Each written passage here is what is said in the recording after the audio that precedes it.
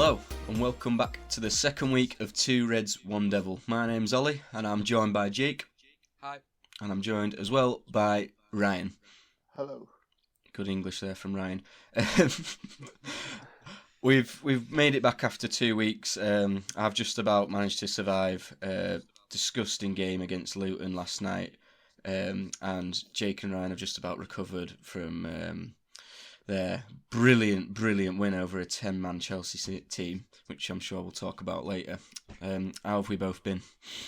Good, mate, good. I mean, to be fair, that Luton game for you must have been, although it was painful, at least it was less painful than the Palace game at the weekend. So. Yeah, we'll get onto that. I just thought I'd get it in early doors. Do you know what I mean? We've enjoyed a good weekend of football, haven't we? Really, we've been treated.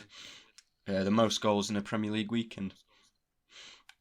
A new record. I always thought I was going to bring this one up to you. I always thought there was a Boxing Day with more goals. Like it was like a ridiculous amount of goals. There was like 7-5s. But was that before the Premier League? Yeah, was that like the 60s? It was like 1963. Yeah. Just wanted to clear that one up before. Has anyone done anything interesting recently? Not really. Just working. Coaching, that's about it really. We're grinding through the pandemic. We're getting our way through. Yeah. Apologies for the missing last week. I think it is going to be a little bit difficult for us to get one consistently every week, so there might be the odd 2-week gap, but that just means we've got more football and more United and Liverpool to argue about. And so I think we should get onto the quiz because Jake's going to redeem himself by being the quiz master this week. I think he needs a week out. I think a 3-week gap for myself to get back into the swing of things for next week is it's good. So, this quiz is going to consist of 3 rounds as we normally do, and seeing as Ollie took home the points last week, I'm going to let you go first, Ollie, because the first round is going to be a specialist round to start off with. So, Ollie, I'm going to give you 2 minutes, and this is inspired by Ryan's quizzes last week. So, big shout out to Ryan's quiz last week. I'm going to give you 2 minutes to answer 10 United-related questions. Here we go again. Based around the start of the season so far. Oh. So it's all topical. But yeah, 10 questions, and obviously the 2-minute time limit means I think you should be able to get all 10 in 2 minutes, surely. I'm a bit more nervous this week taking on the reigning champion. Actually, wait, how long did we give it last week? Hold on, right, how long did we give it last week and you did 15? I don't know. You did 2 minutes, didn't you? Joe, I'm going to put it down, 1.5 minutes. Yeah. Because I think that makes it a bit more quick fire. I think I did too well last week, that was the problem. Alright, so Ollie, are you ready? Right, yeah, I'm ready. Okay, in 3, 2, 1, okay. Man United completed the signing of Donny van de Beek earlier this season. Can you name one other Dutch player to have played for United in the last decade? Robin van Persie. Man United face a trip to Brighton in their next league game. What was the score in this fixture last season? 3-0. Correct. Can you name the 2 goal scorers from that day? Fernandes and Greenwood. Correct. Donny van de Beek chose to wear the number 34 shirt upon his arrival to United. Can you give me the reason why? His mate Nuri, who had a heart attack and he's in a coma. Fair play, well done. Okay, and Van de Beek became the 20th player to score on his debut for Man United with his goal against Palace. Who was the last player to do so for the club? Van Persie? No. Dan James, that was. Man United's defeat against Palace is only the 3rd time in Premier League history that United have lost their opening home game. Can you name one of the other 2 sides to have beaten them in their first home game of the season? Tottenham. No. Which side committed more fouls in your opening game? United. Correct. True or false, David De Gea has failed to save any of his last 25 penalties he has faced in the Premier League. True. False, it was in 2018. Okay, Man United played Luton Town in the Carabao Cup last night, but who did they play at this stage in the last season's competition? Reading? Oh, I'll start it so I'll finish. Was it Reading? It wasn't, it was Rochdale. Oh. Okay, so... I had to have a few punts at some of them. Yeah, so I think the one you missed there. So I think it was. Was the first one right? I don't hear. The first one was right. Yeah, so I think you had to choose the ones off the top of my head I can think of was Depay, Blind, Van Persie, and I can't. Yeah. There might have been one more. So 1, 2, 3, 4. There's some tricky ones in there. I'm not gonna lie. Solid score of 5 to start with. What were the ones that I got wrong? So everyone knows. The ones you got wrong. There was the opening day of the season. Who have we lost to? You've lost to Everton back in 92-93 and to Swansea in the 14-15 season. I remember Swansea now. Yeah. The debut goal was Dan James. Last season. I was impressed with the Donny van de Beek one. You know the shirt. It's basic common knowledge that now. Go on, say. And I think you missed out on one question at the end, which was how the score on penalties from the Rochdale game last year. 6-5. 5-3. Yeah. Okay. Okay, so Ryan, in a similar vein, when I start the clock, you can start answering questions. Are you ready? Yep. Yeah. Okay. that sounded so reassuring. He's playing man games. 3, 2, 1, and where are we? Portuguese forward Thiago Jota signed for Liverpool last week. Can you name one other Portuguese player to have played for Liverpool in the last decade? João Teixeira. Well done. Liverpool face Arsenal at home in their next league fixture. What was the score in the same fixture last year? 3-1. Correct. Can you name 2 of the goal scorers from that day? Salah and Van Dijk. Nope. Thiago Alcantara became only the 3rd player to play for Liverpool, Barcelona and Bayern Munich. Can you name the other 2? Coutinho and... I don't know. Litmanen. Who? Yari Litmanen? No. No. Okay. Mohamed Salah bagged his 3rd hat-trick of his Liverpool career on the opening day against Leeds. Name one other club he has claimed a hat-trick against. Watford. Well done. He also became, while scoring a hat-trick, he also became the first Liverpool player to bag 3 on the opening day since 98-99. Who was the last Liverpool player to achieve this feat? I wasn't fucking born. Anyone? Owen. No. Okay. In Liverpool's 2-0 win over Chelsea on the weekend, which side committed more fouls? Liverpool. No. Right. True or false? Mane's brace against Chelsea was the first time the forward has scored more than 1 away from home in the Premier League. False. It's true. Oh dear. Ryan, that was I snuck it. showing, mate. Told you, I've come back this season. I'm a different animal. Okay, so going into the second part of the first round here, Ollie, you are 5-3 up at the minute. Ooh. What were the ones Ryan got wrong there? So Ryan got two of the goal scorers from the Arsenal game last season. Salah got 2, Matip got 1, and Torreira got 1. Common knowledge that, Ryan. Come on. The other player to play for Bayern, Barca, and Liverpool is Pepe Reina. Oh. The last Liverpool player to score a hat-trick on the opening day was John Aldridge. No, to be honest, I think it was gettable because it was mentioned in the game. It was mentioned after the game. Call yourself a Liverpool fan. And yeah, Mane's that was Mane's first time he scored more than 1 goal away from home in the Premier League.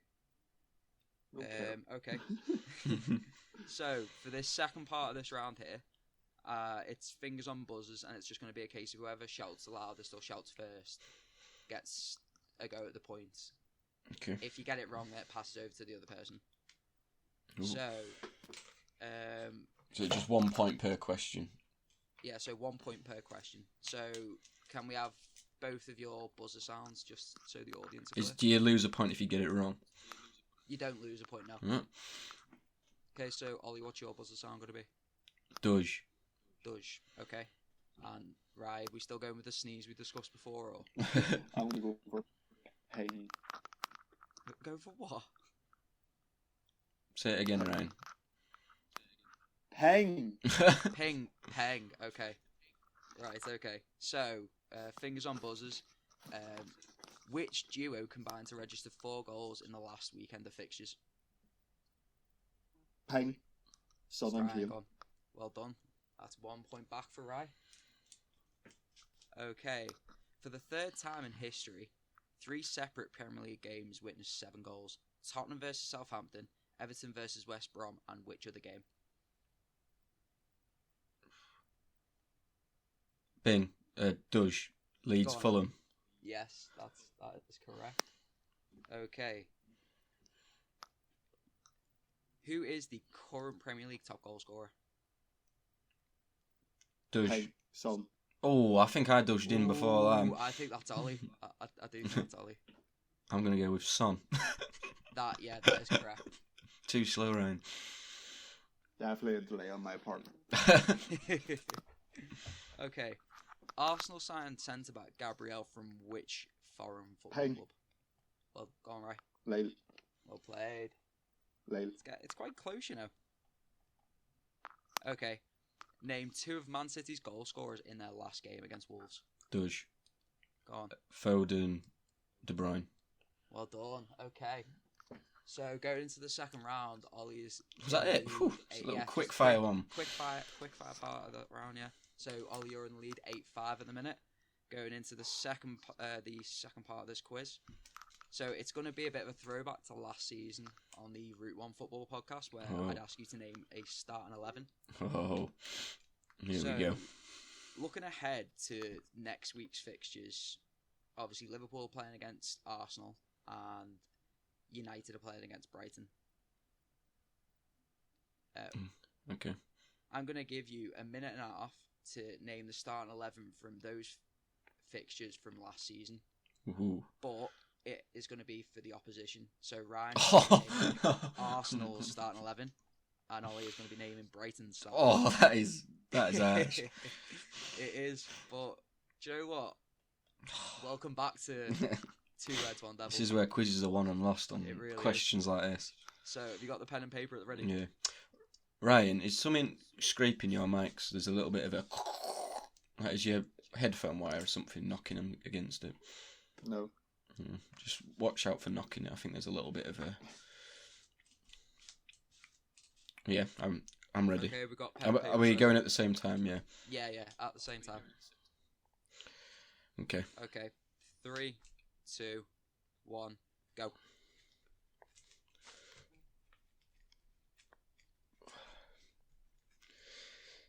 Brighton's a bit of a dirty one, I'm not going to lie. There's just...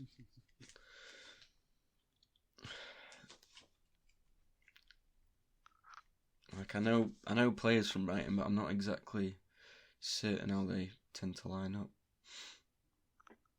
Just go with your heart, mate.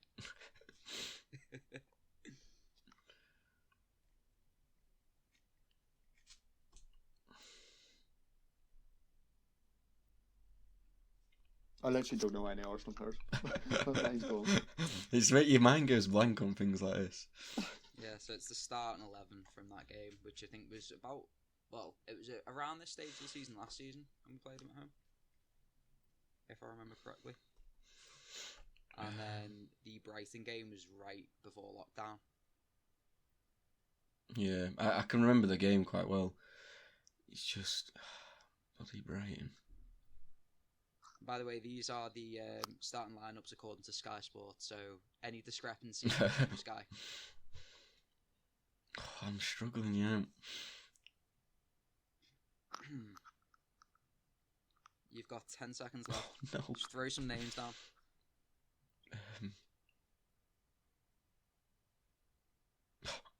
No. And that is time. Okay. Ryan, can I get your team for the Arsenal game last season that finished 3-1 to Liverpool? Right. I've won for Leno and goal.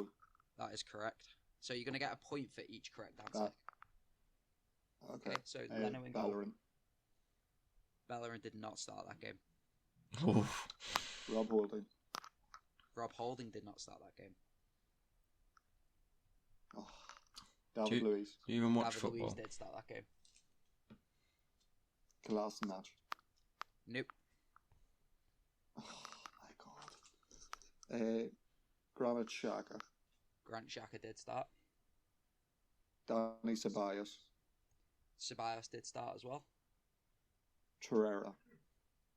Torreira didn't start that game, no. He came on as a sub. He scored. He must have came on. He did come on as a sub. Aubameyang. Aubameyang did start. Like I said. Nope.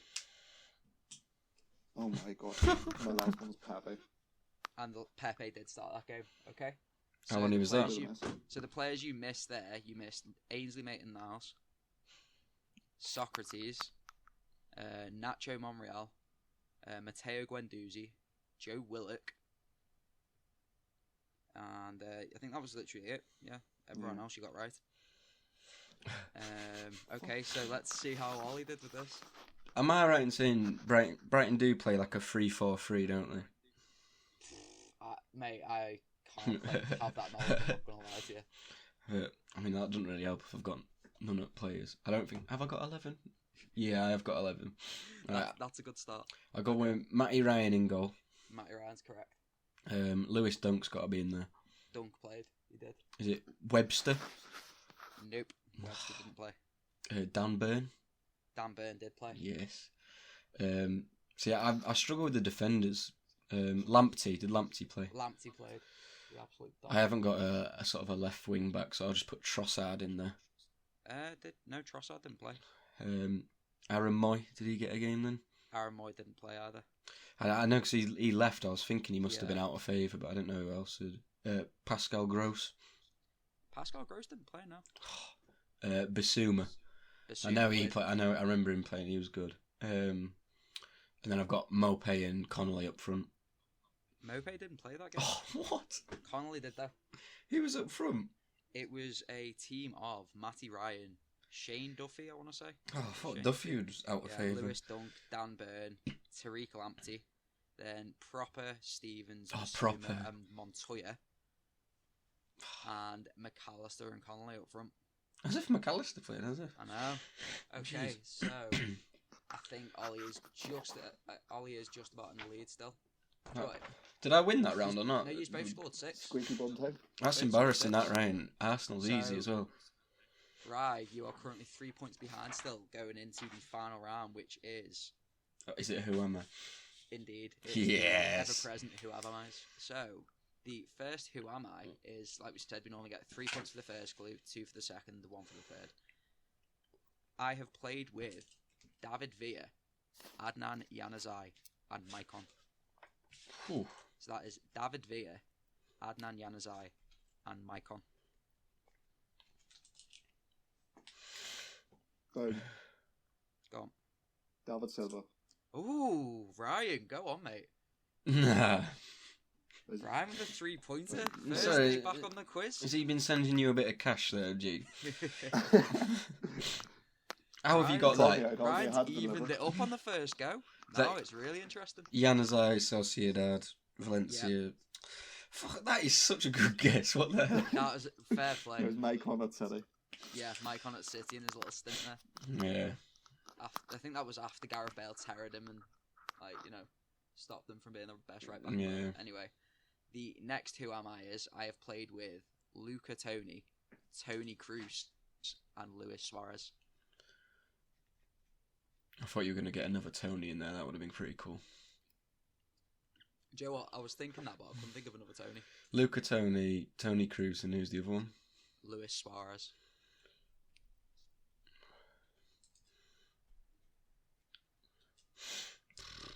Luca Toni. My Luca Toni knowledge isn't that great.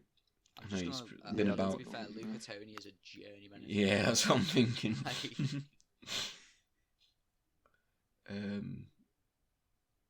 Boom. Huntelaar. It was not Huntelaar. That's a decent guess as well.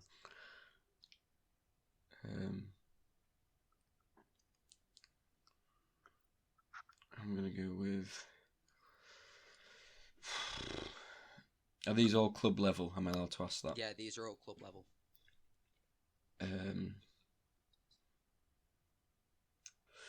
I've got nothing. Skip me.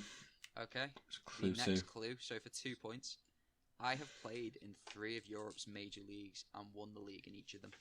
Ooh. It was a big player. Um,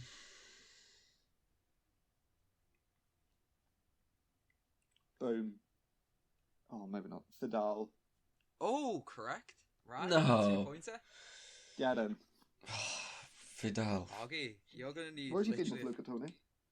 Luca Toni was at Juve. Hoo-hoo. He literally, I think it was for about a season or so in like 2011. Tony Kroos at obviously, Bayern. At Bayern. No, Bayer Leverkusen it was actually. Ooh. He might have played with him at Bayern, but that's where I got it from. And Suarez at Barca. Okay, Yes. and now it's all to play for. What do I need now? You need 3 points to win, 2 to draw, Oof. and Ryan just needs 1 point. Jeez. Well, Ryan needs to bet whatever you get, essentially. So, the last Who Am I to decide this. By the way, we really do need a decider here, because I haven't got a decider. So, I have played with Sami Eto'o, Christian Eriksen, Yossi Benayoun, and Ben Foster.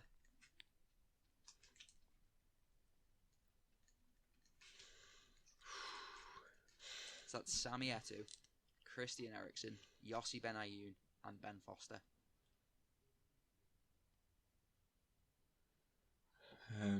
You need this off. I know. Can you make it 2 on the bounce? There's something in there. I can feel a little rumble. Right, have we got any wee punts? No wee pants at all. Oh.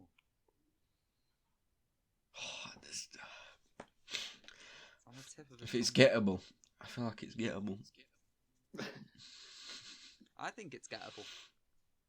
I know it is. I can tell. I'm gonna have to push his. I know. I need a punt.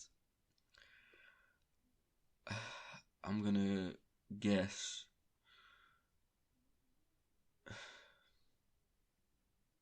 No. I just really feel like I can get it.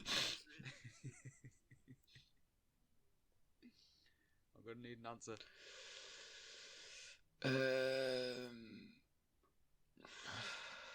Oh, boom. Go Like on. Haku.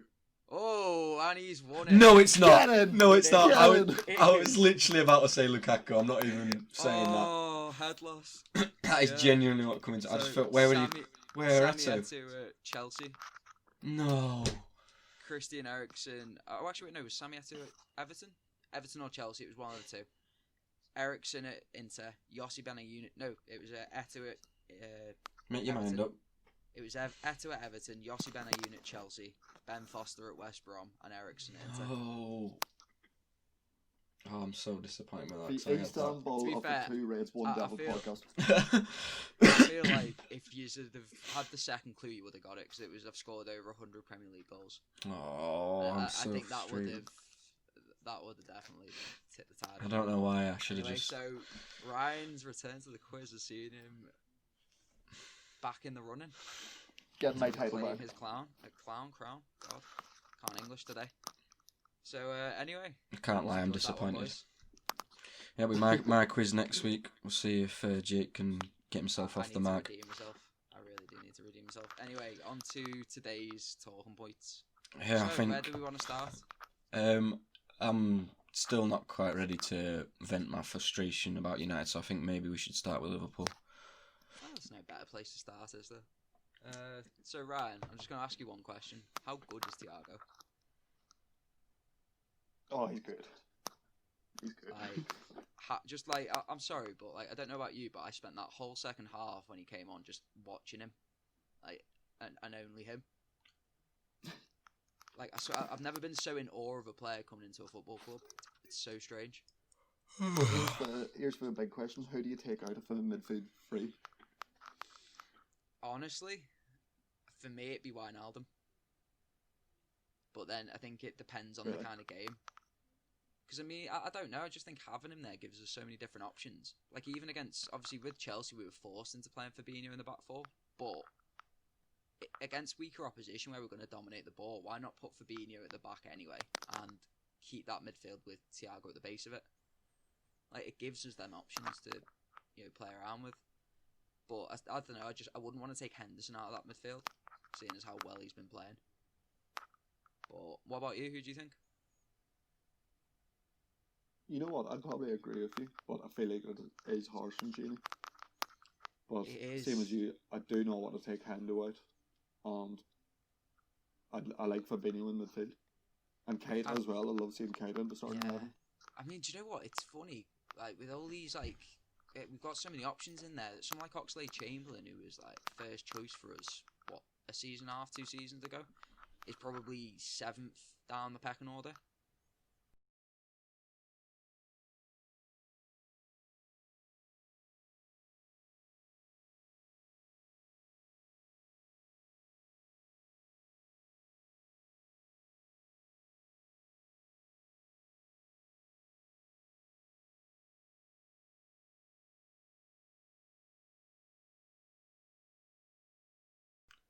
Right.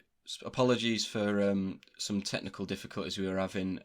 It sounded like Ryan and Jake weren't able to sustain a conversation. We think we sorted Ryan's mic out now, so apologies for any problems. Ryan reckons that's hampered his quiz abilities, but I thought it was just a language barrier. yeah, I think. On top. Anyway, what were you two saying about Thiago? We were just saying how many options it gives us in midfield, really. Like, It's it nice. gives us it just gives us that option to go into a game where we can go and dominate the ball, and because I think last season we became almost one-dimensional. It was very much a case of get the ball out to Trent or Robertson and put someone into the middle.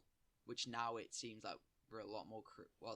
It's one game against a 10-man side, but it almost replicates when a night when you go away to like Burnley or it's like Sheffield United who are going to sit in and be compact. Having someone who's got that ability to break someone down from the centre of the pitch it's something we've not had in a long time. Can I throw a spanner in the works? Go on. Alright. I do rate Thiago. I wanted him to sign for United and everything.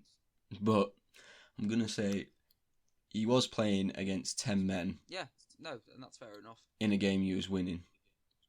No, that's why I said it's And he gave away a penalty. Oh, here we go. Just saying. That happens to a United new signing, they'll get absolutely shredded. You can't argue with it. Thing is, I don't know though. Just from watching him, it's positive. Like it's the first time I've watched a midfielder for us just dominate everything on the ball. Yeah, but I think, and like I said, it is against 10 men, but that's why I said it's probably more.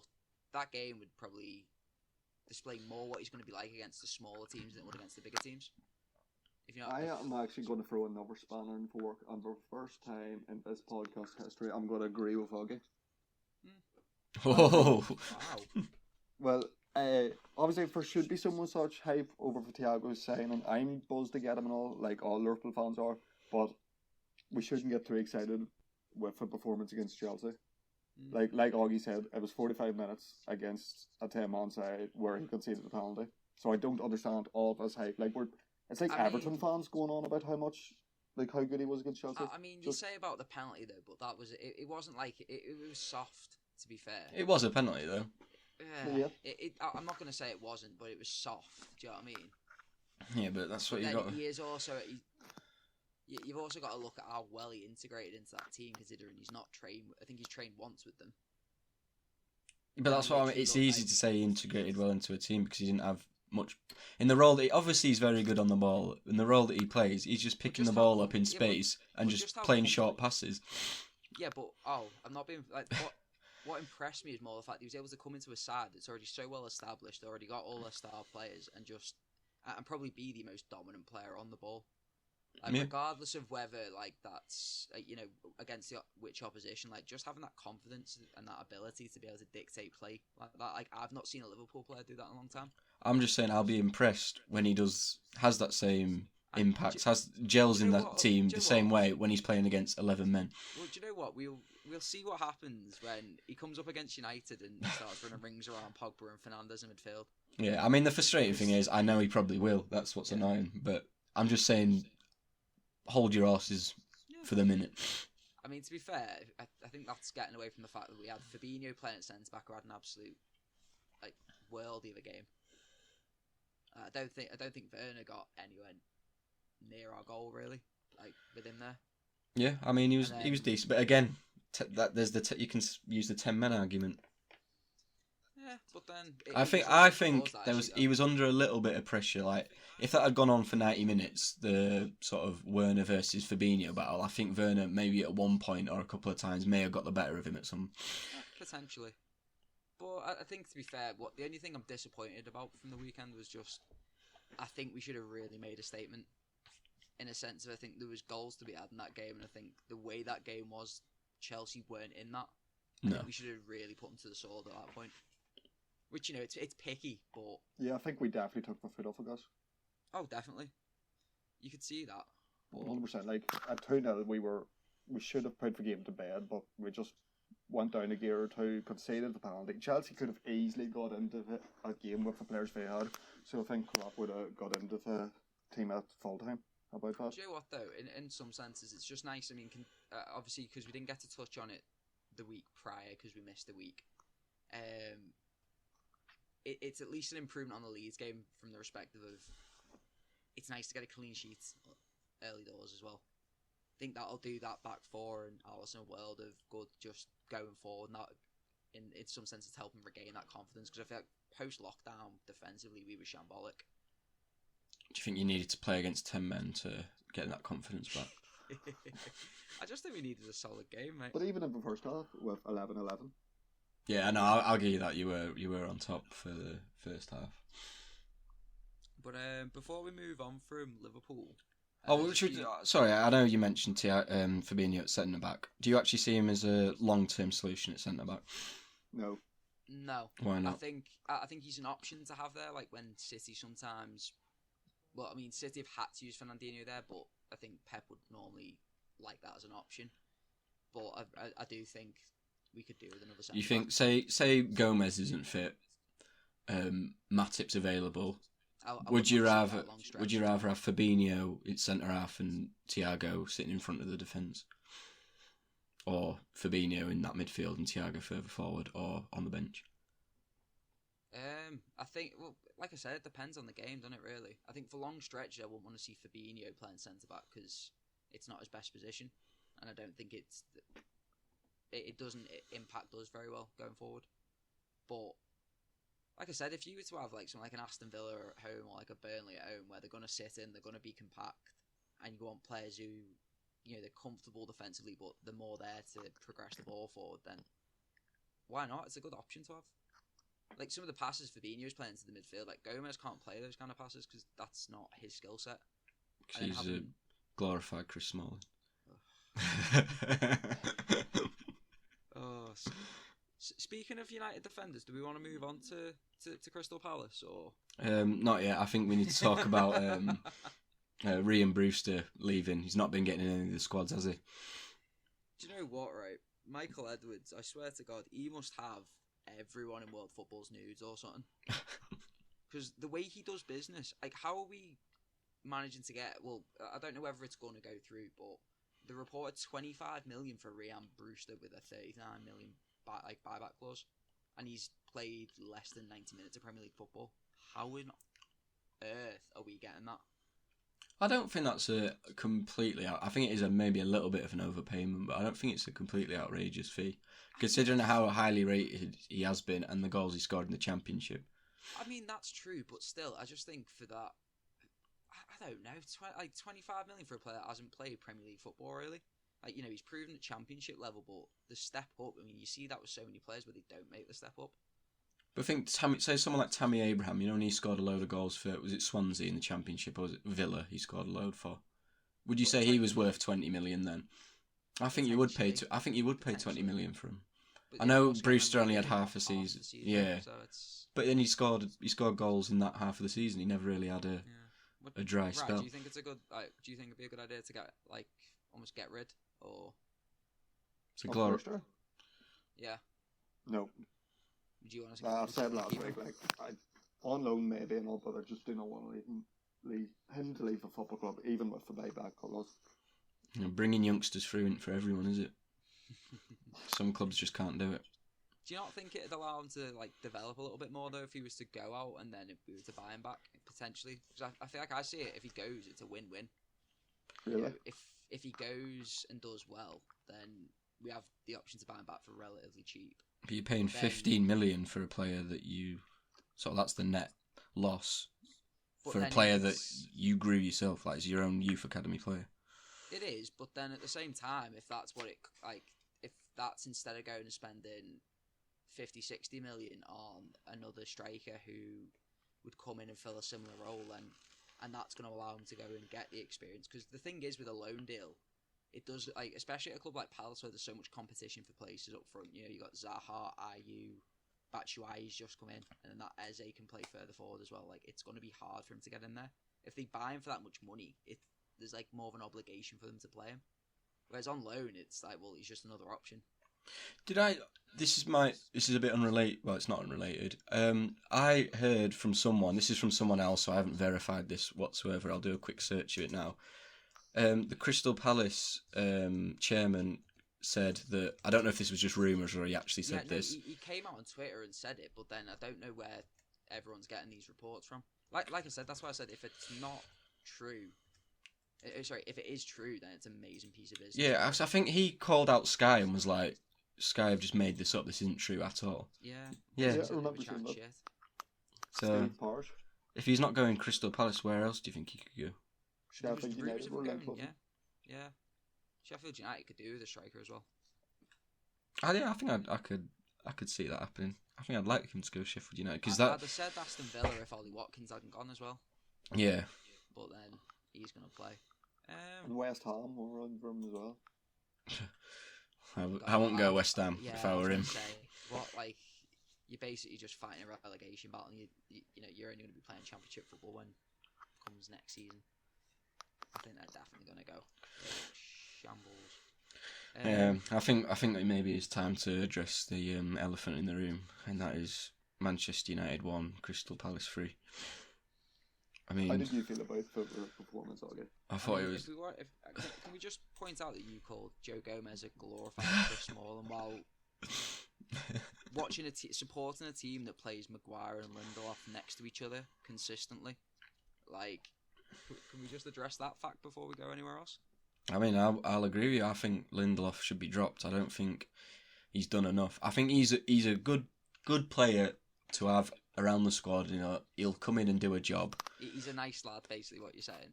I don't know. I like he's put in some decent performances, but he's not a nice top lad. level. I feel makes like everyone smile a lot. So, I just feel like he sort of peaks. Like I can't see him getting any better. He's sort of reached his level, and that's sort of a squad player. And when you look at how well someone like Eric Bailly played last night, I know it was only against Luton, but he's been threatening to sort of break into that but first what choice happens 11. What happens when So Eric that's what Bailly Edward comes in for Legacy's 5 high games up. then gets injured? I know that's the big issue with Bailly, but if he can, I think he has been managed quite well. He's been played sort of sporadically ever since he's returned from that long-term injury he had last year. And if they have got it right and he can stay fit, that'll be such a good addition. That'll almost be like a new signing, I think.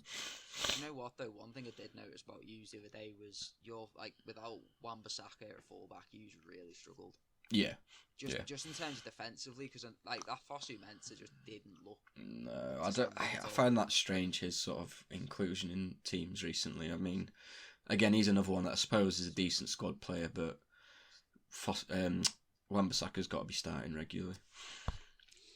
I was just so frustrated watching that game because when we don't play our full strength team, we just look rubbish, and with no who didn't start? No Greenwood from the start. When Dan James starting, we look so bad. Like Dan James. I mean, Who started in midfield for you? Was it Pogba, Bruno, and was it McTominay? yeah, McTominay as well has been a bit average. Yeah, I'd rather. Do you know what, that right hand side for you? Oh my word! I think it was literally McTominay, James, and Fosu Mensah. I'd rather have Matic and Fred That's in there. championship. I'm sorry, that's like lower level Premier League. stuff like that. I think we weren't fully fit. That's why he's sort of went with a rested team. Thought maybe we'd scrape a result, but obviously it's You backfired. really didn't respect Palace at all. Like, No. McCarthy in midfield dealt with your midfield. Like, between him, you didn't get a sniff going forward, and then to be honestly, I feel like Jordan Ayew, Jesus Christ. Yeah, I mean, Zaha was good. I'll give him that. Zaha did play well, but it's like Lindelof and Maguire just made him look good. I just think Maguire looks so much better on last night. Maguire, okay. Yeah, go on. What have you got to say? I came into the podcast with two debates to talk about, and my first one relates to Maguire and Lindelof. So here's my question for both of you. This is my opinion, and I want to see what you think of it. I would rather see Joel Matip and Joe Gomez as my centre back partnership rather than Maguire and Lindelof. I don't think you believe that. I do. Tell me why not. Honestly, it's like choose your kind of death. Neither's nice. Actually, do you know what? I don't think I. Like... Now I've thought about that. I don't know if I can actually disagree with that.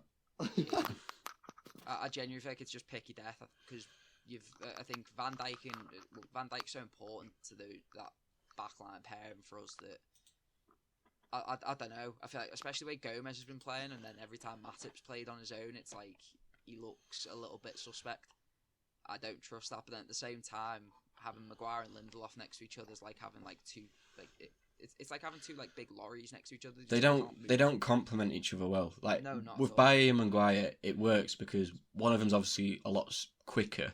Like Bailly can cover, so when Maguire does step forward and try and nick the ball, Bailly can cover, and then Maguire's obviously just as good in the air as Bailly. And I don't know, it just works so much better with them two than it does with Maguire and Lindelof. Do you know what? I'm going to be very controversial because I don't like I said, I don't think Lindelof's very great, but I just think out of the two pairings, only one's got like a natural leader to our back line. And I don't rate Maguire anywhere near as high as I do someone like Van Dijk, but you need someone in there who's going to be a bit more dominant. And I think that I'd maybe go for Maguire and Lindelof, but either way, it's a disgusting partnership either way, especially for like a top of the table team. Yeah, I just think Bailly needs a run in the team. We need a solid back four. Even this Tellez lad that we're potentially going to bring in, I don't even get my hopes up about that because we'll probably bottle that as well. And I'll tell you what, another thing that I wanted to speak about, Pogba was really, really quite bad against Crystal Palace. And I don't want to throw him under the bus because he does get that treatment a hell of a lot from United fans and other fans, but he was not good enough against Crystal Palace. For all the bigging up he's had, sort of the Bruno Fernandes Pogba midfield, he was like shockingly bad, I think. But he has had coronavirus. I don't want to, like I said, I don't want to throw him under the bus just yet. But if he plays like that for the rest of the season, I'll be so disappointed. Look, I mean, it's a fortunate thing for you to have bought Van der Beek then, because I mean, he started well in his debut. Well, that just shows. Came on, looked lively, scored the goal. But if Pogba isn't pulling his weight, you can always pull him out. Yeah, like last season, we'd have had to bring on Andreas Pereira or Jesse Lingard for Pogba then. But bringing on Van der Beek and he scores, that just says it all. That spending money does actually work, even if they're not going to get in the starting lineup, like your first choice starting lineup. And just a quick question: took his goal well. Have we got left in the transfer window now? It's a couple of weeks. Like in a week. It must close like the end of this month, isn't it? Start of October, I think. Yeah, he's running out of time. Yeah, I mean that's the next big problem. Are you going to pull off Sancho? I mean, I am genuinely thinking we're not going to do it now. I used to be 70-80% sure it was going to happen, and now I'm at like 20-30. You know, it's funny looking back at when we did this, like the first week of this, like how much has changed in 2 weeks. Yeah. Like at the start of that 2 weeks, you were so confident you were going to get Sancho, you're going to get like another left back, you're going to get a holding midfield player, like all these players, and we were there thinking, shit, we're not going to spend any money here. 2 weeks have passed. We've spent close to 100 million now on the transfer market, and you still haven't signed anyone. I look like you aren't going to. No, I'm absolutely done with Ed Woodward and Glazers. I just can't see how every other team in the league is able to spend money, and yet we've got this big excuse that the coronavirus thing's happened. Which I get that, we're not going to be able to spend ridiculous amounts, like spend what Chelsea are doing, because obviously they had a transfer ban. They could obviously save a bit of money, but who at this point, if you don't get Sancho, like, would you rather not get Sancho now, wait and pretend and have like a good chance of getting him next summer, but not sign anyone, or sign a replacement for him now, and then potentially miss out on him because you don't have the money to spend on him next year? I don't know. But if we don't sign a right winger, I really think we're not writing off this season, but we're giving ourselves a hell of a lot to do to even make the season a success without a sort of recognised right winger. Because with Dan James, I'm sorry, he's just, even as a squad player, I don't know if he's good enough anymore. He just looks so one-dimensional. Send him out on loan for the season. Yeah, we can't though. That's the thing. We're literally dependent on him. Yeah. No, one injury It's to like our if front Greenwood three. Goes back, if Greenwood goes down, you look really lacking. Yeah. I just think, how can we not get this Sancho deal done? Like, how? We've been negotiating it for like a year and a half, and we're haggling over 10 million. Well, I mean, we're on the topic of signings, and I want to bring up something Ryan was talking about with us all in the group chat prior to this. So there was a debate we had, that we wanted to talk about, which was looking at the signings United have made since Roberto Firmino's come into Liverpool. Has anyone been better than Roberto Firmino for United? Because, I mean, you look at the way that Liverpool conduct the business, we've had so many good signings since that point, and he almost seems to be like one of the first big, good signs we've had. You just don't seem to have done that, in my opinion, but go on, Ollie, I want to hear your thoughts. Who do you think for United has been better than Firmino since, as a signing? We will do the time frame of post-Fergie era. Post-Fergie. Oh, so you're giving, leeway beforehand as well? Okay. No, since Sir Alex Ferguson has left Manchester United, name one signing that has been better than Roberto Firmino. Wow, okay. Fernandes. I mean, no, I'm not going to say Fernandes because he's got a lot more time ahead of him to prove himself. As much as I don't think he's a world-class player, I don't think we have had one. I think our recruitment. You don't think he's a world-class player? I mean, I don't. Let's not get into this debate again. Oh, wow. I don't think he's a world-class striker. Get your shovel out, mate. Can you not think of it? Could you not even put one up for debate then? No. The only one I could say is Martial. Because anyone else that's come is either left before they've been able to prove themselves. No one's had the longevity that Firmino has had.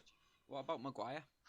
But Maguire's not even been here long enough. There's no way you can compare what Maguire's done at United to Firmino because he's only been there a season. What about Mata? Mata potentially. That's the one. That's the one that I was. Yeah, that's the only other one that I was gonna suggest. But do you think he's been anywhere near as good as Firmino though? Really, he's been a squad player at best. Yeah, I think that's what I mean. That's the only thing you can say. But I reckon I'll get the stats up. I reckon Mata's not even far off Firmino's goal scoring statistics. When did Mata join? 2014. Was Firmino 2015? Yeah. I reckon Mata's got more assists and potentially nearly as much goals, which just says it all. But I still don't think I can argue because Firmino's been literally the regular starting striker for your team in arguably your most successful years. So no matter how sort of. Did you not say Pogba? No, but no, I can't justify arguing you. Obviously, I like him and I rate him and everything, but you can't argue that a player's been. I like how downtrodden you become, Ollie. This is what United's done to you. But you can't. I can't even. I don't have a leg to stand on. I'm going to put this question up on Twitter as well to see what the viewers think. I'll put that up later on today.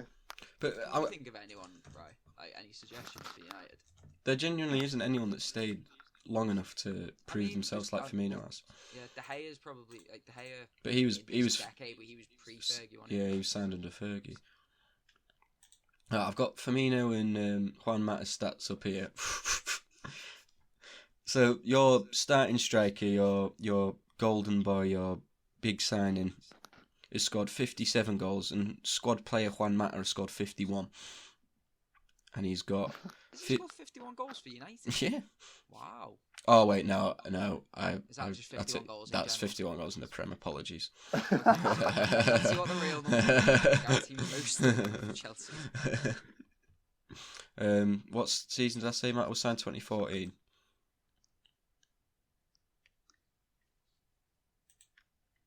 Oh, I don't even know how to work this. Oh, here we go. 27. So it's still not even in less appearances. Backup attacking midfielder scored 27 goals to Firmino's 57 and 21 assists to Firmino's 36. So yeah, I can say Firmino's been better. I was just saying. He hasn't always been your backup, though, has he?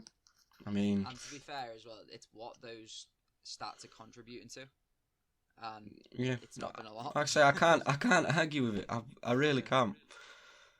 Maybe Martial. Say Martial has two more seasons playing as our starting striker and scores at the rate he did last season, then I'd say Martial, because he'll outscore Firmino this season and next season if he carries on without injury up front. Okay, we'll move on from that. Well, all I'm saying, the last thing I want to say about this is maybe, just maybe, it's time to give Roberto Firmino a little bit of respect. I'm not. Right, come on. You really. That's never going to happen. You really get sensitive on the Firmino issue, and maybe it's just the insecurity about it. But I've always said he's a class player. I'll give him that. But as a striker, he is. What about what about if you were going to talk about him in almost like a number 10, like creative midfielder kind of role? Yeah, well, if he was a creative midfielder, what I'm saying is, if Roberto Firmino could finish, he would be unbelievable, but he can't. And there's players out there that would be able to play his role and finish, and he would be. Like who? I'm genuinely asking, like who? I put Lewandowski in there. He could press like Firmino does. He could be a creator like Firmino does. But then Lewandowski is like probably the best number 9 in the world right. at the minute. I'll think of another one. Even Timo Werner. I know he's not proven in Premier League yet. Timo Werner could do the job of Firmino. He's nowhere near as creative as Firmino, though. I don't know.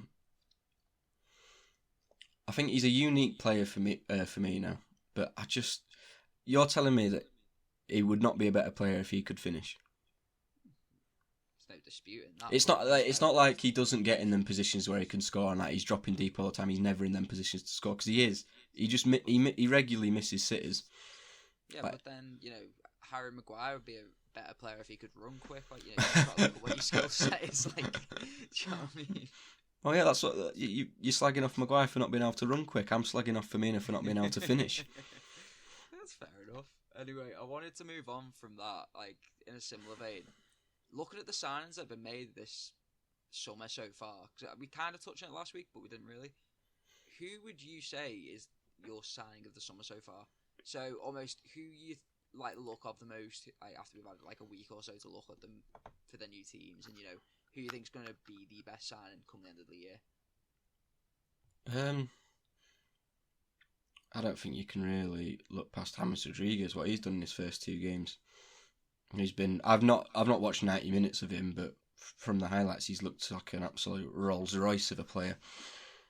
I don't know anyone else that's had that much of an impact. He's definitely a shout. I think there's a few, to be fair. I think Callum Wilson for Newcastle could be a really shrewd deal. Yeah. I don't think in terms of someone that all they've needed, they've been crying out for a goal scorer for how long, and they've got someone who's probably going to bag them at least 10-15 goals a season. Yeah, that would be my sign of the summer, but you gonna try with Thiago for his brilliant display against 10 men? Do you know what? Right, before we talk about but that, as you say, say, it's funny the fact that we're not even mentioning Chelsea, and yet they've signed. They've spent how much money? I think they've still got a lot to give. They've won one game fairly convincingly, and lost one where they had 10 men. So I think it's too early to judge all these players and all these teams really. I mean, You know, one team we haven't really talked about much winning the transfer window, but I believe has had a very good one, is Spurs. They have I was addressed literally about to all say their issues. Tottenham. I was literally about to say Tottenham then. They've brought Signing in a Bale. Gareth Bale, oh my word.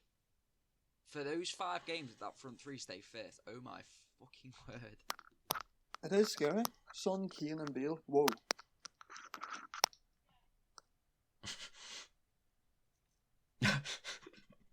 Have we lost Jake?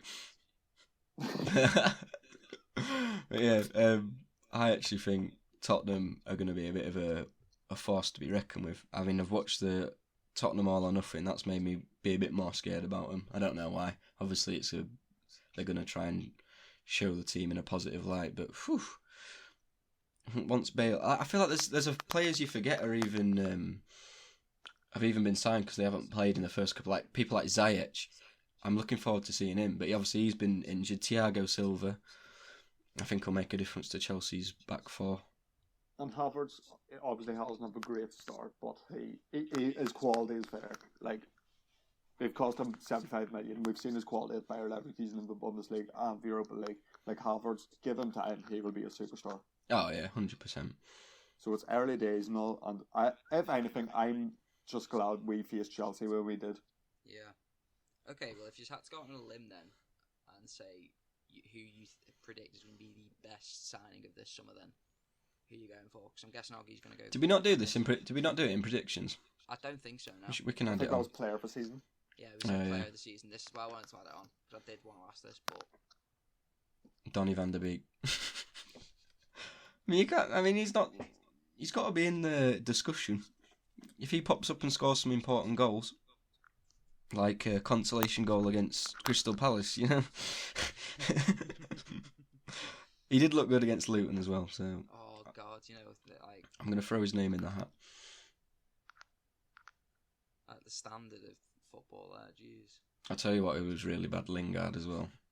Lingard was so frustratingly bad. But were you watching it? Did you bother watching it or not? I was playing footy. I didn't get a chance to. When we were, I would have wanted to. we generally just looked like a championship team playing against Luton, and then we brought on Greenwood, Fernandes, and Rashford, and we must have doubled or tripled the amount of possession and key passes and all that sort of stuff in that last 10 minutes. Like, we looked so good with them 3 on, and it's no shock that Rashford and Greenwood both scored.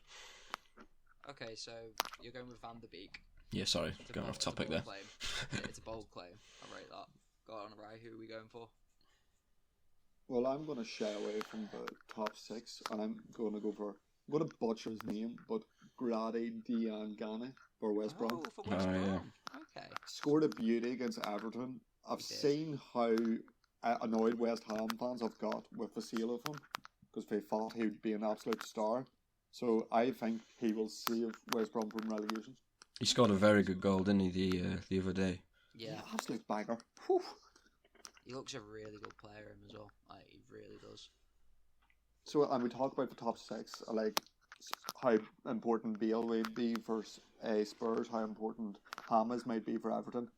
West Brom, like, Spurs reaching top 4, it's just as important as West Brom saving themselves for relegation.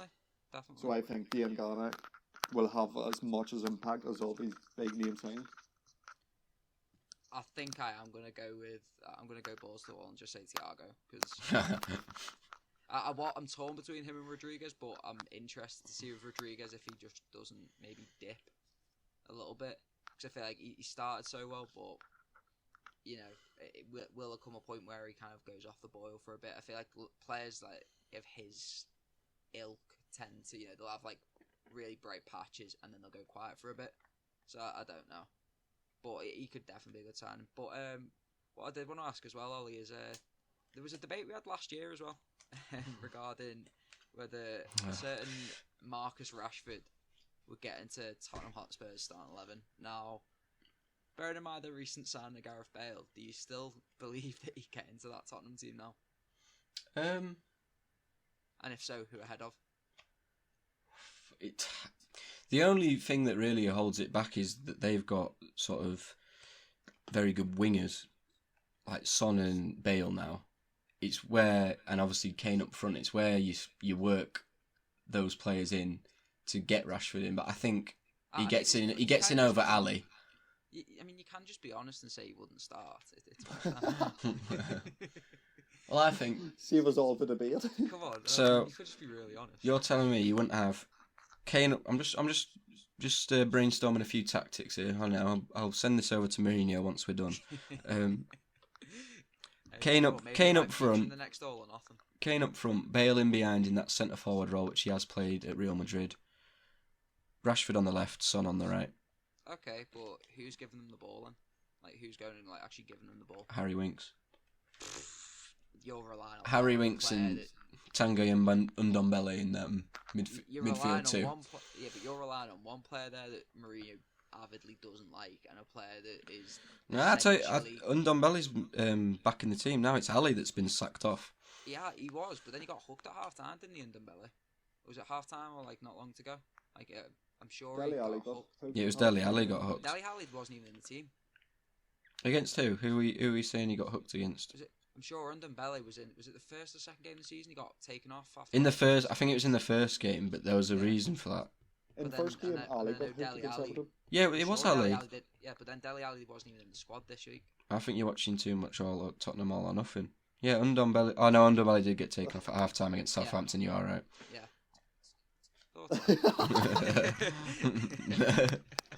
But that's got nothing to do with Marcus Rashford getting in. No, but what I'm saying is, it's a very. You're asking that Tottenham. So what you're saying is. You're basically just shoehorning him in. So what you're saying is Marcus Rashford doesn't get in Tottenham's team because they haven't got a good holding midfielder. No, you're shoehorning him in. If you want to play him in his best position, if you want to play other players in the best position, he doesn't play. So you're saying Son on the wing is not his best position, Kane up front is not his best position. Son's best position is there, Kane's best position is there, Bale's best position is on the right wing. It's where he's played his best football. But you'd be willing to sacrifice Bale in his best position to put Marcus Rashford in? Okay. Well, maybe you change the formation then. Maybe you have Bale and Son and Kane up front. Bale on the right, Rashford on the left. 4-2-4. Okay. Because you can guarantee none of that. It's only going to be Son that'll be working back out of them. Maybe Rashford, but anyway. I think you are just too harsh on Marcus Rashford. You have a no. I was only bringing it up to just see what you thought, but I do think Rashford's a good player. I just hope. Jake Barr is a Tory. I'm a Tory.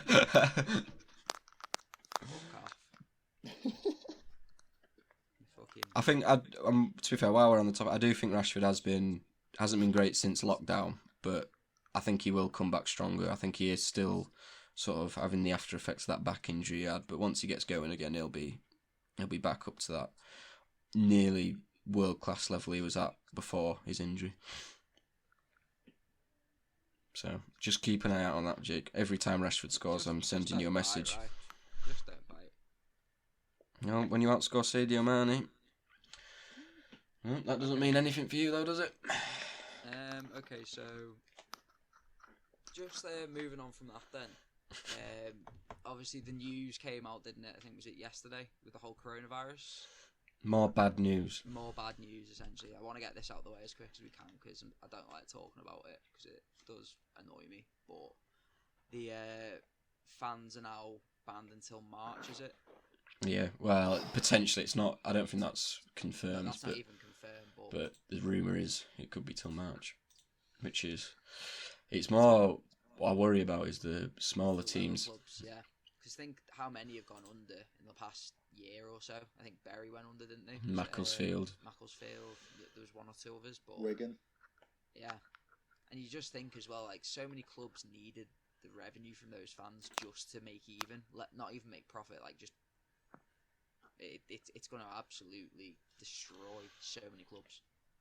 It's just them teams that just need even if it's just 1,000 people come. Just to keep their sort of income ticking over. I mean, obviously we like to see it in the Prem, but it's almost more sort of important at lower league. I was understanding the allowance has been I think it was originally going to be 12,000 in the Premier League, wasn't it? Yeah, something like originally that. 12,000, and then I think that's now been reduced for trials to 1,000. Yeah. Correct me if I'm wrong, but So, yeah. It's a lot of the chairmans are opposing it. Like, obviously, they're obviously thinking about the money and that. But do you think there's any sort of? I know we're not doctors or anything. Do you think there's any sort of truth in that maybe it isn't going to make a difference if they bring 1,000 people in? Is it going to be just as bad as, you know? I'm not being funny. It baffles me, like all the way that it's talked about by everyone. It's like no one can make their mind up what's acceptable and what isn't. Yeah. Yeah, it's like this whole. I mean, we're getting slightly off topics. Obviously, it's a football podcast, but it's this idea of you can go to the pub and socialise with like a load of groups of different people from different households, but then you can't have those same people in your household. Yeah. Even though if you're in contact with them, you're going to bring it back to your household anyway. So it's like, well, I don't know. It sounds like it has a curfew, this virus, because it's like it doesn't like going out past 10. I think a rugby player tweeted. I think it was Henry Slade tweeted. So you're allowed people socially distancing inside in a cinema, but you cannot allow people socially distance outside in a football stadium. Exactly. Which I see what he's saying, but I think the top reply to that was it's more the logistics of getting people there, like on obviously the trains and buses and that. But then again, you say in London, are they really socially distanced on the tube? I don't think they are. So like, was that really going to make a difference? I mean, I don't know about yous, but like, I've seen it everywhere. Like, no one adheres to it properly. No. But it's this whole change in attitude again because the government have turned around and been like, well, now we have to really get to grips with social distancing or make sure we're keeping everyone safe. And this is after they've spent the last month incentivising everyone to go out and eat and go out and drink and go and like socialise again. So it's beyond me, mate. Yeah. Get fans back. Let's just sack it off. Honestly. Okay, so do we want to look actually while we're still on bad news, there's a semi-pro club near me. I've had an absolute PR nightmare. So there's this striker, Reece Thompson, who used to play for York. He played a little bit for York. Was a decent player at like non-league level. Got sent to prison for battering his girlfriend, doing some horrible stuff. Like, he's proper nasty piece of work, this guy. Got sent to jail and got let out after serving a bit of its sentence in February, and tweeted something joking about, what was it, Ryan? What was the tweet? Oh, I can't find it again. Yeah, he basically made a joke about the horrible stuff that he'd done to his girlfriend. So he got locked back up again, and then gets out sort of this summer, and the sort of local non-league club near me, Selby Town, decide it's a good idea to give him a trial, which obviously everyone kicks off about, as they're getting loads of sort of hate on their Twitter, and so they go back on their decision like, yeah, all right, fair enough, it was a bad decision to give him a trial. And then yesterday, for some reason, they've just completely gone back on that decision and said, you know what, he deserves a second chance, forget about his past convictions, like he's served his sentence, he deserves a second chance. And shock horror, everyone kicks off even more, like, how have you gone back on your decision? People refusing to turn up to the games, and today they've had another backtrack again and said, all right, we're not going to sign him. What a badly run club. When you said that before, obviously I've read a little bit, but that actually baffles me. Like, what's his shambles? Like, who is running that club? Like, you think these Premier League clubs are run badly? I bet there's some absolute horror shows at semi-pro level. I'm not being funny though. Like, after unless he's like some absolute. I mean, you said he wasn't even that good. I think he was. I don't even want to say he was good. He doesn't deserve any compliments. No, but in a sense of like, it's not like he was like some special player who's like. That shouldn't make a difference anyway, really, should it? I'm not saying it should, but I could kind of be like, oh, I don't see where they're coming from, but I can kind of like. I could see the reason behind it. Well, I think terrible decision making. I think he would have been overqualified for that level. Like, he's been playing sort of National League North for that level. He would have been. Suppose he would have been overqualified in that respect, but then I feel like if you go out and do the stuff he's done, you're not exactly going to be like wanted anywhere. No, really, you- are you you? just- So it's And especially Yeah, not when in you sort give of a public-facing organisation like a football club. Like, it's just not a good idea. it's honestly it's the fact that he tweeted about it. Yeah, that just shows that he's just that kind of person. He just What an doesn't deserve any. absolute tosser. And anyway, good news before we look ahead to the weekend.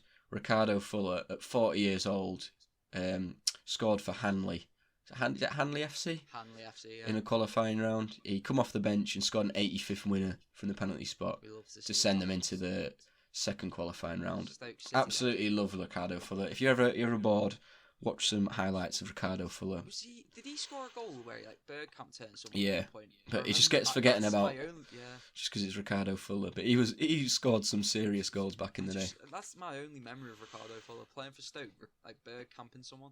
But, Yeah, yeah, love mad Ricardo Fuller. footballer. So big up Ricardo. Actually, one last thing I wanted to bring up before we move on to the weekend's fixtures and look at fantasy footy as well. Luis Suarez signing for Atletico Madrid.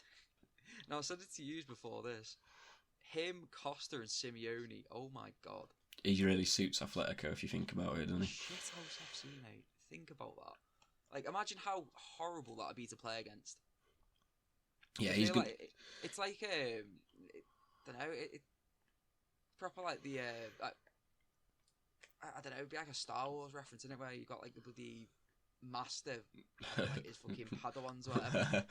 Yeah. Sound like such a nerd there, but honestly, No, I think that is a decent little signing. Is he? How much is he signing for? I can get his pennies probably, innit? God knows, but I know Barca are still paying part of his wages. He's happy Don't know happy whether it's to a release loan him deal. for free, I think.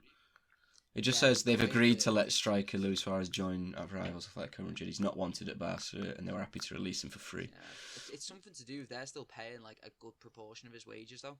So I think that was the only way the deal would have worked. Did you see that his that passport test he did, Italian passport test he did, and apparently cheated on it? Yeah, I've seen reports of it. Did he? How would he have cheated? Yeah, well, apparently he knew all the answers before and like completed the test in like half an hour when it's meant to take like 2 hours. And I don't know. His BBC wife's got like Italian citizenship or something. Yeah, so he was meant to be going to Juventus, and it says on BBC Sport that a move to Juventus fell through because of passport issues. So I don't know if he genuinely was going to move there, which makes sense. Like, why else would he do the test if he wasn't going to go? No, I did see reports of that, but So they've got Morata instead, which is a bit of a downgrade. I mean, is it at this point though? I don't know. I'd rather have Luis Suarez than Morata. Suarez at this point, I mean, he's not the player he was. No, but I'd still rather have him than. Would you rather have Divock Origi or Luis Suarez on the bench for you? I mean, come on, obviously, but I wouldn't say Morata's that bad. I know he's terrible for Chelsea, but he's not. All right. He's such a. So weird you'd rather player. have Morata on the bench for Liverpool than Luis Suarez? I'd still rather have Suarez. I'd rather have Suarez on the bench, yeah, But that's what he's going to be doing at Juventus, isn't it? Morata on the bench at Juventus instead of Suarez on the Maybe bench. he'll reignite his career. He was always good for Juve when he was there. I don't know. He's someone I just really don't rate. Morata's never going to get you like 30 goals a season. No. Nah, I He's don't never think been he's ever top been top. that player though, has he? I think it's just one of them though, because I think you look at the wages you'd be splashing out for Suarez, and the wages you'd be You say splashing that, out but for Morata won't be on pennies. He won't be on pennies, but I swear Suarez was on about 600k a week, wasn't he? Yeah, probably something ridiculous like that. Which is like that's there's not many players that earn more than that. Anyway, we'll look back towards the Premier League, more of our area of expertise. So yeah, what Who have we got? You've got Brighton, haven't you? Yeah, well, yeah. You've got Arsenal on Monday, haven't you? Monday Night Football. I'm not massively confident against Brighton. They're a decent side. I think the way they play with Connolly and Ryan, what is going on with your mic? Your mic is just making a disgusting noise again. I'm not sure what's Are happening. you slavering on it? No. Right, we're nearly done anyway. We'll power through. Yeah, I'm not entirely confident against Brighton, but I think we'll be back to a full strength lineup, which should mean we'll brush them aside like Chelsea did a couple of weeks ago. I mean, you should do. Well, you say Chelsea pushed them aside. Like Brighton caused them a lot of issues. Yeah, but they did get 3 goals against them. Yeah. But I mean, I'd be more I'd be worried about your left-hand side, though, just because of how good that Lamptey's been for them. Yeah. So he looks. He clocked some ridiculous speed, didn't he? Like 35 kilometres an hour or something like that. He looks a serious player. Do you reckon he's beat Arsenal? I mean, we should do. Would you be happy with a point? No, we need to win. No. Really? Yes, we need to win at home to Arsenal. Definitely. Yeah. Do you not think they've improved a lot under Arteta? They've won 2 from 2, haven't they? They have, but Yeah. I think at home, like I don't know. As good as Arsenal have been the last couple of games, I still think like we should. I still think we look or we should be levels above them. Would you I panic? looked at the start. Would you panic if you lost 2-0 to Liverpool? I mean 2-0 to Arsenal. Yes. Well, maybe not. Sure Panic's not the right word, but I wouldn't be happy. Sorry, Ryan. What was your stat? Well, I looked at the start earlier because I remember thinking it in my head, but I just wanted to double check. Our last 4 Premier League home games against Arsenal have finished 3-1, 5-1, 4-0, and I can't remember the last one, but I think it was 3-1 again. So Was that we've was were they all pre-Emery? Sorry, pre-Arteta though. Yeah, all pre-Arteta. That's what I mean. This time about, I don't think we're going to thrash them, but I still think we should win. Definitely at home. I can see us. I mean, it's a hard one because I think they are dangerous. The way Arteta's got them playing football, they actually look compact at the back. But I think this, like I was saying before, this is the kind of game now where someone like Thiago, who we have signed, who he had a half decent, he had a good start against 10 men, really needs to step up and really show why we've brought him in. Because especially if they're going to be as compact as they were in the Community Shield against us, we need to be able to move that ball quicker. But I don't know. I'm just hoping at the minute Salah showed up for one game, Mane showed up for the other. I'm just hoping they both show up on Monday and we absolutely do them in, to be honest. Are there any other good games to look forward to at the weekend other than Liverpool and United? There's a Yorkshire derby. You'd be interested in, Ollie? There's a what? A Yorkshire derby. Oh yeah, is it Leeds against Sheffield United? That'll be a nice one. That. Very good game. That's it's a week. good Sunday game. That. City Leicester. Yeah, City Leicester. They're 2 of the sides with 100% Crystal Palace records. against Everton as well. Sheffield United, Both on Leeds 100% United, records. Yeah, I think that could be a potential for another tasty little weekend of football. I think. And funny you should mention all those games because 3 are 5 selected Ooh. for our predictions. I think let's get them out. How did we do the other week? Well, we all know about Jake's stonker last season in regards to predictions and the quiz, but he's had a strong start. Ooh. He has got every single result right from the first week. Whoa! Wait, as in the scores, or as in No, just? you only got for one perfect score, but every other one you got right. Seriously? Teams you predicted to win won for games. Hey, go on then. Predicted draw drew. So fair play. Hey, starters mean to go on, boys. How many points is that then? Well, Jake got 7. Ollie, you also got a perfect score. You predicted Chelsea to beat Brighton. So you're on 5 and I'm on 2. All right. You can have all the quiz knowledge in the world, but if your knowledge of the actual football isn't there. Well, everyone's seen my comeback capabilities in the quiz earlier on, so I wouldn't get too carried away, boys. Still a long season to go. Okay, so what are your chosen games for this week then? Well, the first game we're going to look at is, like I said, Crystal Palace against Everton. Both teams on 100% records. So who's going to slip up? Crystal Palace Everton. Yeah. Good game. I'm going to say 2-1 Everton. I've also went for 2-1. I'm going to go for... I'm going to say 2-2. 2-2. Yeah, that's mad. Crystal Palace won 2 from 2. They always seem to do it, don't they? We always easy fixtures, didn't they? Southampton home, United away. Hey. Then we have City Leicester. Ooh. I'm going to say 2-2 in that one. There's going to be goals in this game. Yeah. City versus Leicester. I'm going to go 4-1 City. Whoa. I've went for 3-1 City. I think it's going to be a bit of a statement. And then we've got I'm most excited about this game than any other this weekend. For Yorkshire Derby. It's a shame there's going to be no fans here. Sheffield Yeah, United it'd Leeds. be a raucous one. But what are we thinking? Sheffield United Leeds. I'm gonna go 2-1 to Leeds. I'm going to say 1-1. Bit of a gritty game. Both I'm sides gonna go happy with for- a point. I'm going to go for Sheffield United to just edge it. John Flack goal. 2-1. You're not backing your boy Bamford, no. And then we've got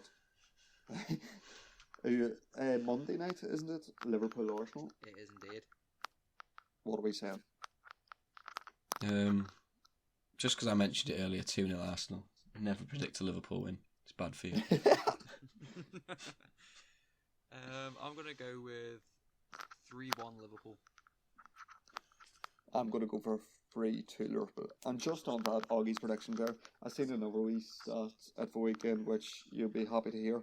Donny van de Beek has lost more games at home for Manchester United than Sadio Mane has for Liverpool. Sadio Mane was signed in 2016. Cool. Just makes you think, doesn't it?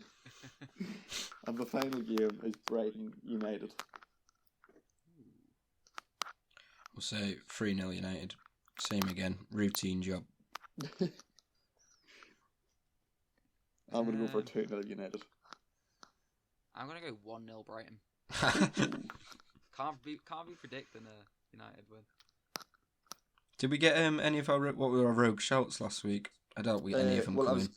I was about to say that Jake was on an extra 3 points because he said James Rodriguez, but then I remembered we've missed out a week. Oh, So, that's not even that rogue of a shout. What was it? James Rodriguez to score? Yeah. What was mine? Yours was Kieran Tierney. Oh, that was a decent shout. I'll take that. Mine was Jared Bowen. This What have we week, said this week? I've already said mine. John Flack. He got me at last year. He'll do it again this year. Do they have to be in the games that we've predicted? Or Nope. I might say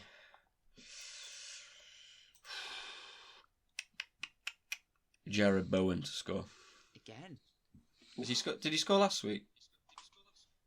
I don't think so. No, but I don't think wasn't so. he predicted? Didn't someone predict him last week? Oh no, I don't want to do it. If predicted him for the first week. But Oh no, I don't want to. If you've done it before, I don't want to do it. I'm gonna say Semedo to score on his Wolves debut. Ooh. No. Oof. I'm gonna go That's with a good shout. the boy Tariq Lamptey to get an assist this weekend Ooh. against United. I'll just say one more thing about. I only brought it up because you said Semedo there. I seen a thing put up on Twitter earlier that Wolves are one centre back away from making a full XI of Portuguese players. Really? Which I know we all know about. They do love a Portuguese player, but that's mental. That is Sorry, crazy. Right. Added on to that, have we seen their third kit?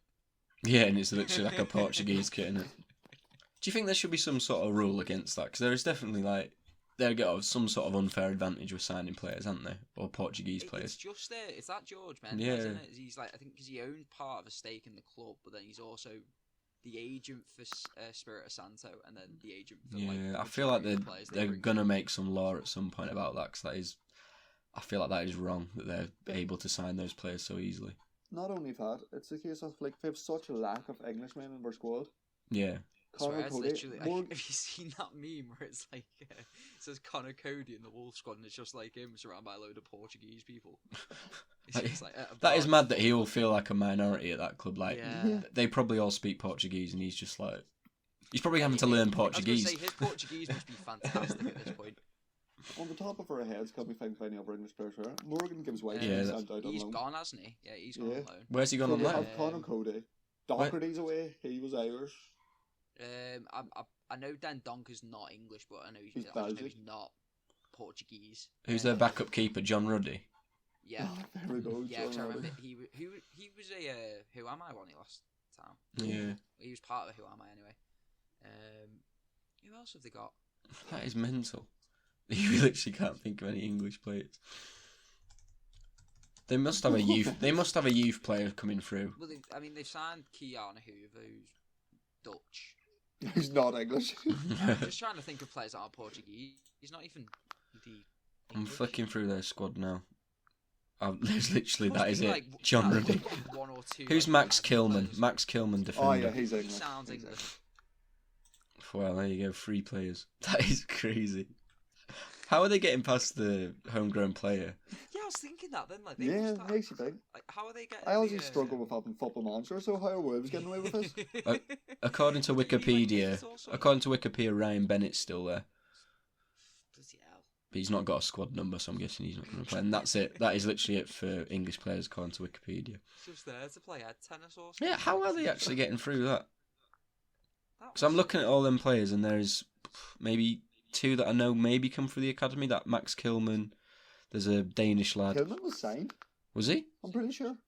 But I think if they're signed from another club that home grew him, I think that counts. Yeah, no, it's anyone's English, isn't it? Yeah. It's like anyone But- like English or of like is from an academy. This from might have this country. changed, but I always known from my Football Manager experiences of managing the Premier League that you need 8 homegrown Yeah, yeah. and 4 club grown. Oh. So for rules must have changed. I'm going to look into that because that's really going to piss me off. Maybe we need to start a campaign against Wolves. Yeah, Max Kilman was signed in 2018 from Maidenhead United. I'm sorry, like you're talking about a campaign against Wolves to get the Portuguese out, and yet I'm the Tory here. Like, come on. Man. That's not that I want the Portuguese out. I just feel like they should probably have some more English players. Just, I bet. Yeah, to be fair, I bet Hover he counts as a homegrown player, doesn't he? what? Who?